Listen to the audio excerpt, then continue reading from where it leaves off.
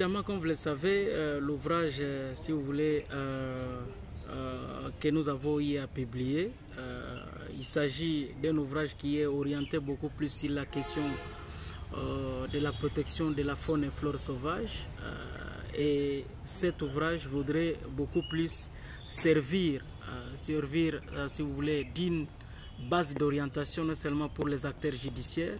mais également aussi pour les autres acteurs qui sont impliqués dans la lutte contre le trafic illicite et l'exploitation de la faune et flore sauvage, mais également, comme vous le savez, comme le titre l'indique, il s'agit d'une aide-mémoire à l'usage du praticien du droit pénal vert en République démocratique du Congo. C'est de cette manière-là qu'il fallait donc voir comment orienter, traiter toutes ces questions-là, rassembler toutes les dispositions pénales disparates dans toutes les lois de la République, notamment par exemple la loi sur la conservation, la loi portant principes fondamentaux liés à la protection de l'environnement, les codes pénal militaire, la procédure pénale, pour dégager cet assemblage, si vous voulez, d'une législation par rapport à la protection, dégager les peines, mais aussi donner, si vous voulez, les barèmes à ce qui concerne les sanctions et pourquoi pas même poser les bases ou le principe par rapport au caractère public et inaliénable de la faune et flore sauvage, mais aussi il y a l'aspect sur les recommandations, comme vous le savez. Il se pose un problème par rapport à la maîtrise du cadre juridique spécial qui protège la faune et la flore sauvage, un cadre juridique qui semble être beaucoup plus en inflation,